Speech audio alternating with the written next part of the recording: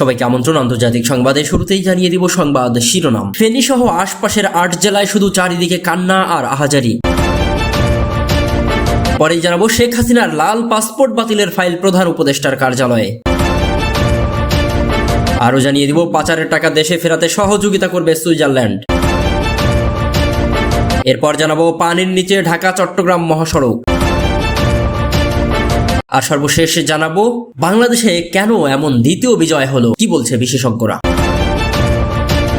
এতক্ষণ জানাচ্ছিলাম সংবাদ শিরোনাম, এবার থাকবে বিস্তারিত। তবে বিস্তারিত খবরে যাওয়ার আগে আপনাদের কাছে অনুরোধ, যারা এখনো আমাদের ইউটিউব চ্যানেলটি সাবস্ক্রাইব করেননি দ্রুতই সাবস্ক্রাইব করে আমাদের পাশেই থাকুন। ফেনী সহ আশপাশের ৮ জেলায় শুধু কান্না আর আহাজারি। ভারতের পাহাড়ি ঢল আর ভারী বৃষ্টিপাতে ডুবে গেছে ফেনী সহ আশপাশের ৮ জেলা। বিশেষ করে ফেনীর অবস্থা ভয়াবহ ও বর্ণনাতীত। বুধবার দুপুর থেকে শহরে বিদ্যুৎ নেই, বন্ধ মোবাইল নেটওয়ার্ক।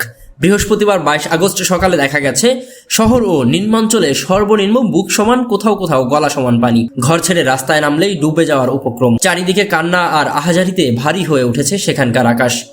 সামাজিক মাধ্যমে ছড়িয়ে পড়েছে ফেনীর বন্যার বেশ কিছু ছবি।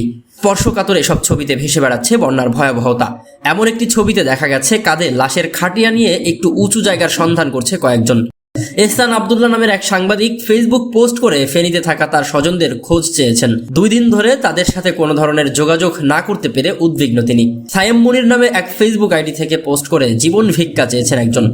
মর্মস্পর্শী সেই পোস্টে তিনি উল্লেখ করেন, ছাগলনাইয়ার রাধানগর ইউনিয়নের লক্ষ্মীপুর গ্রামে মুহুরী নদীর তীরে অবস্থিত একটি বাড়িতে প্রায় শিশু বৃদ্ধা সহ ২৫ জন আটকে পড়েছেন তারা। এই মুহূর্তে তারা বাড়ির ছাদে অবস্থান করছেন, তবে দ্রুত পানির ছাদে পৌঁছে যাবে। দ্রুত উদ্ধার না হলে তারা তলিয়ে যাবেন হয়তো। সর্বশেষ খবর পাওয়া পর্যন্ত এই জেলার মুহুরী, কহুয়া ও সিলোনিয়া নদীর বন্যা নিয়ন্ত্রণ বাঁধের ভাঙন স্থান দিয়ে প্রবল বেগে প্রবেশ করতে থাকায় একের পর এক জনপদ ডুবে যাচ্ছে। পরিস্থিতি অবনতি হয় ফেনীর ৩.৫ লাখেরও বেশি মানুষ বিদ্যুৎ বিচ্ছিন্ন হয়ে পড়েছে, সেই সঙ্গে সব ধরনের যোগাযোগও বিচ্ছিন্ন হয়ে পড়েছে। এদিকে শেখ হাসিনার লাল পাসপোর্ট বাতিলের ফাইল প্রধান উপদেষ্টার কার্যালয়ে। সাবেক প্রধানমন্ত্রী শেখ হাসিনা সহ সংসদ সদস্য, মন্ত্রিসভার সদস্য এবং আওয়ামী লীগের সরকারের গুরুত্বপূর্ণ অফিসারদের কূটনৈতিক পাসপোর্ট বা লাল পাসপোর্ট বাতিল সংক্রান্ত ফাইল স্বরাষ্ট্র উপদেষ্টার দপ্তরে পাঠানো হয় বুধবার। স্বরাষ্ট্র মন্ত্রণালয় থেকে এই ফাইল বৃহস্পতিবার ২২ আগস্ট সকালে পাঠানো হয়েছে প্রধান উপদেষ্টার কার্যালয়ে। আজ উপদেষ্টা পরিষদের বৈঠকে এই সংক্রান্ত সিদ্ধান্ত আসতে পারে। জানা গেছে প্রধান উপদেষ্টার অনুমতির পর স্বরাষ্ট্র উপদেষ্টা সই করলেই জারি হবে প্রজ্ঞাপন। এরপরেই বাতিল হবে সাবেক প্রধানমন্ত্রী সহ বাকিদের কূটনৈতিক পাসপোর্ট। শেখ হাসিনা এখন কূটনৈতিক পাসপোর্টের উপর ভিত্তি করেই ভারতে অবস্থান করছে। এই পাসপোর্ট বাতিল হলে কি হবে শেখ হাসিনার? এদিকে পাচারের টাকা দেশে ফেরাতে সহযোগিতা করবে সুইজারল্যান্ড। সুইজারল্যান্ড থেকে পাচারকৃত টাকা ফেরত আনার বিষয়ে দেশটির বাংলাদেশকে সহযোগিতা করার আশ্বাস দিয়েছে বলে জানিয়েছে বিএনপির নেতা আমির খসরু মাহমুদ চৌধুরী। বৃহস্পতিবার ২২ আগস্ট দেশটির রাষ্ট্রদূত রেতো রেঙ্গলির সঙ্গে বৈঠক করেন দলটির মহাসচিব মির্জা ফখরুল ইসলাম আলমগীর। বৈঠক শেষে ব্রিফিং করেন আমির খসরু। তিনি বলেন, অন্তর্বর্তীকালীন সরকারকে সহযোগিতা দিয়ে যাবে বিএনপি। সরকারকে সময় বেঁধে দেবে না, তবে যৌক্তিক সময়ে গ্রহণযোগ্য নির্বাচন চাই। বিএনপির এই নেতা বলেন, বাংলাদেশের আজকের অর্থনীতি কঠিন অবস্থার মধ্য দিয়ে যাচ্ছে এই পাচারের কারণেই। প্রতিটা নাগরিকের জীবন মানের উপর এর প্রভাব পড়েছে। এই টাকা ফিরিয়ে আনার ব্যাপারে বাংলাদেশ সরকারের যে কোনো উদ্যোগে তারা সহযোগিতা করার কথাও জানিয়েছে। এদিকে পানির নিচে ঢাকা চট্টগ্রাম মহাসড়ক।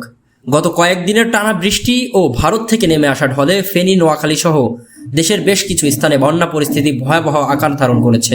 হাঁটু পানিতে তলিয়ে গেছে ঢাকা চট্টগ্রাম মহাসড়কের কুমিল্লা ১৪ গ্রাম। এর ফলেই বৃহস্পতিবার ভোর থেকে এই সড়কে শুরু হয় দীর্ঘ যানজট। এতে করে বিপাকে পড়েন চালক ও যাত্রীরা। খোঁজ নিয়ে জানা গেছে মহাসড়কের উপজেলার নবগ্রাম রাস্তার মাথায় থেকে ১৪ গ্রাম বাজার পর্যন্ত প্রায় ২ কিলোমিটার সড়ক পানিতে ডুবে গেছে। সড়ক ডুবে যাওয়ায় যানবাহন ধীর গতিতে চলাচল করছে, ফলে ৫ কিলোমিটারের দীর্ঘ যানজট তৈরি হয়েছে। পরিবহন চালক জহির আলী জানান, কালীর বাজারের পর থেকে সড়কে হাঁটু পানি, ফলে গাড়ি চালানো অনেক কষ্টকর। ধীরগতি হওয়ায় সড়কে যানজটও লেগেছে। মিয়াবাজার হাইওয়ে থানা পুলিশের ভারপ্রাপ্ত কর্মকর্তা ওসি এস.এম.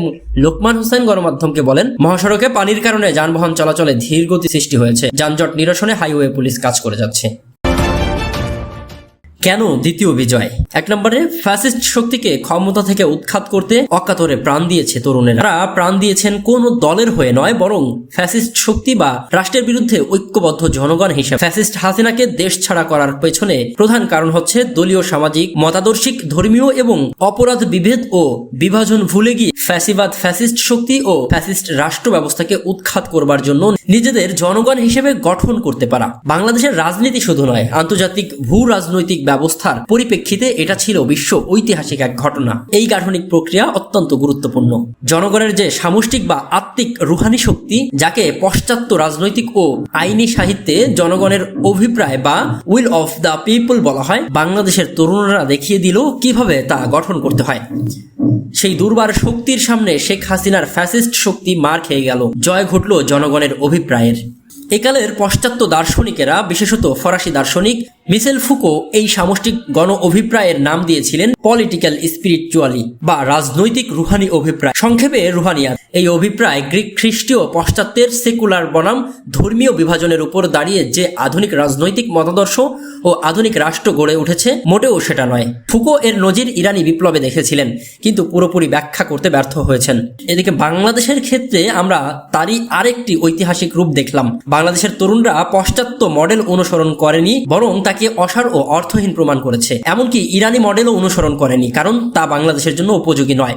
তারা সম্পূর্ণ নতুন রুহানি রাজনৈতিক ধারা আবিষ্কার করেছে, যেখানে সেকুলার বনাম ধর্মীয় ভেদ নাই। এর উদ্দেশ্য হচ্ছে ধর্ম ও মতাদর্শ নির্বিশেষে জনগণের সমষ্টিক অভিপ্রায়কে ঐতিহাসিক কর্তাশক্তি হিসেবে গঠন করা। তাই তাদের লড়াইয়ের মাঠে তারা কোনো সেকুলার বা ধর্মীয় বিভাজন বরদাস্ত করেনি, কোনো দলীয় বা মতাদর্শিক বিভাজনও নয়। সারা বিশ্ব দেখেছে হিজাব পরেও আমাদের মেয়েরা তাদের বোন ও ভাইদের সঙ্গে দুঃসাহসের সঙ্গে লড়েছে, নেতৃত্ব দিয়েছে এবং শেখ হাসিনাকে পালাতে বাধ্য করেছে। এই অভিজ্ঞতা অতুলনীয়। এই ইতিহাস একদিন আমরা লিখব। দুনিয়া বদলের রোডম্যাপ কিভাবে তৈরি করতে হয়, বিশ্বের তরুণ তরুণীরা বাংলাদেশ থেকে শিখবে। বাংলাদেশের তরুণরা ক্ষয়িষ্ণু পাশ্চাত্যের ক্ষয়িষ্ণু চিন্তা ভাবনা আমদানি করেনি।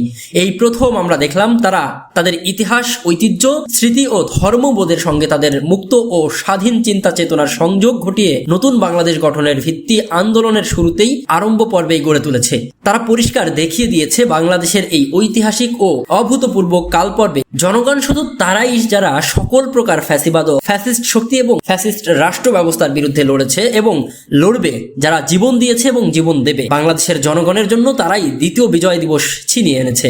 দ্বিতীয় বিজয় দিবস কেন? কারণ ৭২-এ আমরা স্বাধীনতা বলতে শুধু দেশ ও ভূখণ্ড বুঝেছি। জনগণের স্বাধীন রাষ্ট্র বা গণতন্ত্র কিভাবে কায়েম করতে হয় তার মর্ম ও কৌশল বুঝতে পারিনি। তাই অনায়াসে ফ্যাসিবাদ, ফ্যাসিস্ট শক্তি ও ফ্যাসিস্ট রাষ্ট্র কায়েম হয়েছে। আমরা বুঝিনি গণতন্ত্র রাষ্ট্রের একটি ধরন, জনগণের সর্বোচ্চ অভিপ্রায় ও ক্ষমতার রূপ। সবার আগে গণতান্ত্রিক রাষ্ট্র গঠন করতে হবে, সরকার নির্বাচন পরে। ঘোড়ার আগে কেউ গাড়ি জুড়ে দেয় না। তাই ফ্যাসিস্ট শক্তি ও ফ্যাসিস্ট রাষ্ট্র ব্যবস্থাকে উৎখাত করা না গেলে শুধু ভূখণ্ড লাভ এবং জাতিসংঘের একটি পতাকা পাওয়াকেই স্বাধীনতা বলে না।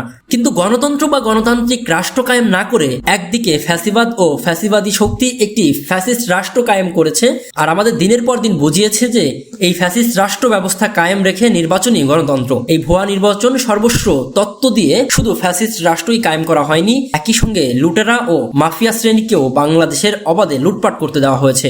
টাকাওয়ালা লুটেরা ছাড়া কারো পক্ষেই নির্বাচনে অংশগ্রহণ করা সম্ভব না। যারা কোটি কোটি টাকার রাজনৈতিক দলকে চাঁদা দিতে পারে তারাই জাতীয় সংসদে নির্বাচিত হয়, কিন্তু তাদের আবার কোনো ক্ষমতা নেই। সকল ক্ষমতা প্রধানমন্ত্রী অর্থাৎ দল নেত্রীর। কালো টাকার মালিক মাফিয়া ছাড়া জনগণের পক্ষে নির্বাচনে অংশগ্রহণ করার সুযোগ খুবই ক্ষীণ। এই মাফিয়া ও লুটেরা শ্রেণীকে ক্ষমতায় বসানোকেই তারা এতদিন গণতন্ত্র বলে আমাদের চোখে ধোঁকা দিয়ে এসেছে। আর না, এই লুটেরা ও মাফিয়া শ্রেণীর নির্বাচকদের রুখে দিতে হবে। জনগণের সমষ্টিক অভিপ্রায় ধারণ করতে সক্ষম নতুন গণতান্ত্রিক রাষ্ট্র গঠন ও কঠোর নির্বাচন ব্যবস্থা গড়ে তোলার প্রথম কাজ। এই মৌলিক কাজে ব্যর্থ হলে শহীদ ও বাকি জীবনে পঙ্গু হয়ে পড়ে থাকা হাজার হাজার মানুষের কাছে আমরা দায়ী থাকব। যে গাঠনিক প্রক্রিয়া আন্দোলনের অন্তঃপর্বে শুরু হয়েছে সেই গণ ঐক্য অক্ষুণ্ণ রাখা আমাদের এখনকার প্রথম ও প্রধান সংকল্প। দরকার জনগণ কথাটির মর্ম উপলব্ধি করা এবং বুঝতে শেখা যে এই সময় কোনো রাজনৈতিক দল নয়, জনগণই কর্তা শক্তি। রাজনৈতিক দলের ভূমিকা হচ্ছে জনগণের এই শক্তিকে আরো বলবান ও আরো শক্তিশালী করা। দল হিসাবে আমাদের ভূমিকা শুরু হবে যখন বাংলাদেশকে নতুনভাবে গঠনের প্রক্রিয়ায় আমরা পূর্ণতার দিকে নিতে পারবো এবং একটি গঠনতান্ত্রিক সভা আহ্বানের মধ্য দিয়ে বাংলাদেশের জন্য নতুন গঠনতন্ত্র জনগণের সম্মতিক্রমে আমরা গ্রহণ ও প্রতিষ্ঠিত করতে পারবো, অর্থাৎ গণতান্ত্রিক বাংলাদেশ নির্মাণ করতে পারবো। এই গাঠনিক পর্বে জনগণের মধ্যে বিভেদকারী সকল শত্রু ও ষড়যন্ত্রবাজদের ব্যাপারে আমাদের সতর্ক হয়ে যেতে হবে। চলুন এবার জানা যাক এদের আমরা কিভাবে চিনব। এরা শহীদের রক্ত রাজপথে শুকাবার আগেই 3 মাসের মধ্যে নির্বাচন দাবি করছে। এরা দাবি করছে গণ অভিপ্রায়ের দ্বারা নির্বাচিত ডক্টর ইউনূস নির্বাচিত নন, অথচ গণ অভ্যুত্থানের দ্বারা অর্থাৎ জনগণের সর্বোচ্চ অভিপ্রায়ের প্রতিনিধি হিসেবেই তিনি নির্বাচিত। তারা দাবি করছে কালো টাকার লেনদেনের মধ্য দিয়েই চোর ডাকাতদের ভোট দিয়ে সংসদে বসালেই অনুযায়ী নাকি তারা নির্বাচিত হয় এবং শেখ হাসিনার সংবিধান অনুযায়ী একজন নতুন সাংবিধানিক ফ্যাসিস্ট শাসক নির্বাচন করাই নাকি গণতন্ত্র। জনগণের বিজয়কে নস্যাৎ করবার চেষ্টা চলছে বিভিন্ন দিক থেকে।